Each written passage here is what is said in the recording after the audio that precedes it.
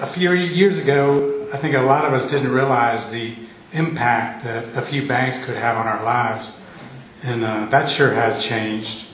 I think it was really an awakening that our economy could be so contingent or at the mercy of the actions of a few too big to fail banks. We're fortunate to have one of the most successful and visionary alternative banks right here in North Carolina. The State Employees Credit Union is a cooperative bank that exists to help the everyday working person. It not only delivers outstanding value to its customers, but also to the community, and serves as a model of what people-centered banking could be.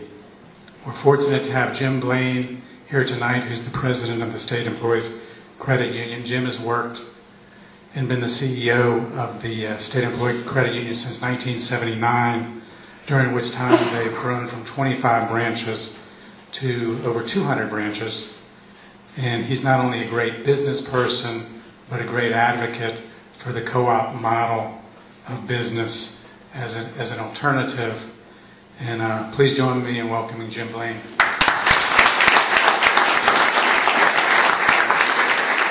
While we're getting fixed, I want to tell you how I came to be here.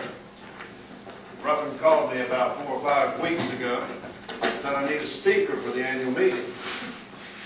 I said, you're desperate, aren't you, Ruffin? He said, right. He said, and I said, you're probably also trying to do it on a low-budget basis, aren't you? He said, right, you know our co-op pretty well. I said, well, Ruffin, you'll be pleased to know that I don't charge for my appearances. He said, well, I've heard you before, and I think that's a fair price.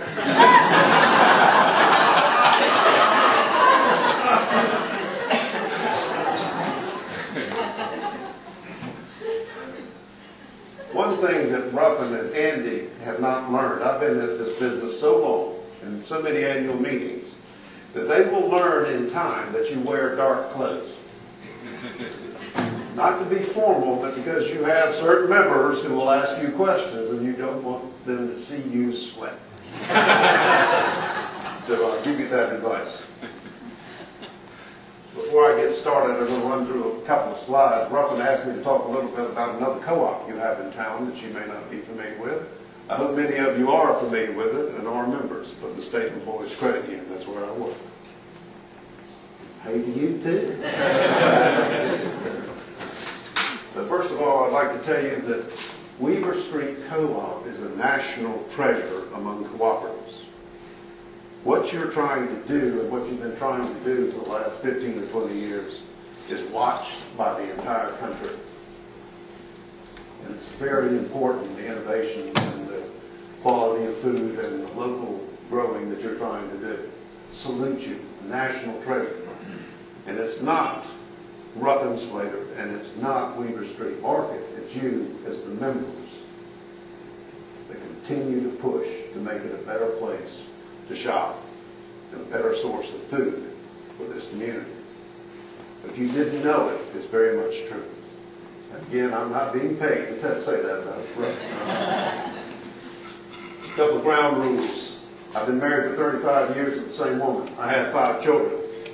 I am used to not being listened to and to being interrupted. So if you all want to do that, fair, no problem. If you get frustrated and won't leave, it's all right with me. Okay?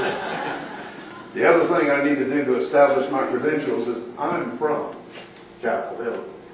I'm a native. Wow. I grew up on Greenwood Road when it was not even paved. Went to the Chapel Hill public schools. My mother taught elementary school in Carrboro before it was the Parents of the People. I actually knew where this mill was milled. And when you cross the tracks, it was a blue-collar community. So don't try me on about in this Chapel Hill mess, because I've been around. The State Employees Credit Union was founded in 1937. It's a co-op owned by teachers and state employees in North Carolina and their families. It's interesting that it started in 1937 because it was a time similar to now when the banking industry pulled away from the people in the community and access to credit was not available. So teachers and state employees who had steady jobs, didn't have collateral, had great character and good integrity, said we need to continue to educate our families and we want to build homes and buy cars, even though it's a depression. And if the banks won't lend it to us, let's form a co-op. And we know each other. Some of us will save, and some of us will borrow. Anybody that doesn't pay will go out there with a stick and take care of it. All right? It's called peer pressure. Over the years, we've grown very large. We're $23 billion in assets. It's one of the top 50 financial institutions in terms of size in the country. If you didn't know that, I am pleased. If we ever start acting like we're that big, you call me. One of the big problems in the cooperative movement, all right, and you heard some of them tonight, is things change and you grow and there are new ideas and how do you accommodate wages and all those kind of things and sharing wealth. And we've had those struggles and you're going to continue to have them. We have about 4,000 employees all across North Carolina. We are now in every county in North Carolina with a branch. We had to count the deer and bear in Hyde County as state employees to justify that branch. And at some point you want the reach of serving everybody that you possibly can. We are only in the consumer business. We do no business or commercial lending. So we make loans for mortgages, cars, kids' education, and that sort of thing. We're only, you all serve the public as well as your members. We're only allowed to serve our members. We can only lend to our members. 99% of our members are in North Carolina. The money, by the way, we have no borrowed funds. All the money that is collected is loaned back to our members and reinvested in North Carolina. You will generally find that our credit union has the highest deposit rates, which is kind of an oxymoron in this environment. But our low rates are higher than their low rates. And we generally have the most favorable lending rates and very few fees.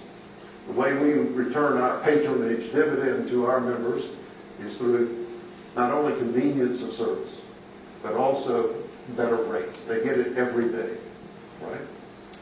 Let's see what else I got. We have, in addition to the branches, we have almost 1,200 ATMs called cash points. It's a proprietary system that's owned by you that are members. They are surcharge-free, not only to our members, but to every North Carolinian. To give you an idea, we process about 3 million non-member transactions on those ATMs each and every month. That's about 36 million transactions a month in North Carolina. If those members had to pay a $2 surcharge at another institution, they would be out $72 million. 36 times 2. We leave $72 million in the pockets of our members and non-members in North Carolina. And by the way, what do they do with that? They come to Weaver Street Market and get organic food. That money is recycled in the community that is not used for financial services. And again, all the money that we collect, lend, or have on savings is reinvested in North Carolina. Okay? Let's see if I've covered all those. Any questions on that? Yes. I was joking about the questions. All right. If you don't charge a fee for non-members for the ATMs, how does that benefit the members? Good question. I have an answer. People that own ATMs, like the credit union, we own these cash points machines, are paid 50 cents for every transaction that is done by a non-member by their institution. So if you're a soon-to-be Wells Fargo customer, Wells Fargo pays into the systems 50 cents for the transaction you're going to do. So let's reverse it. Although we're saving folks $72 million, right?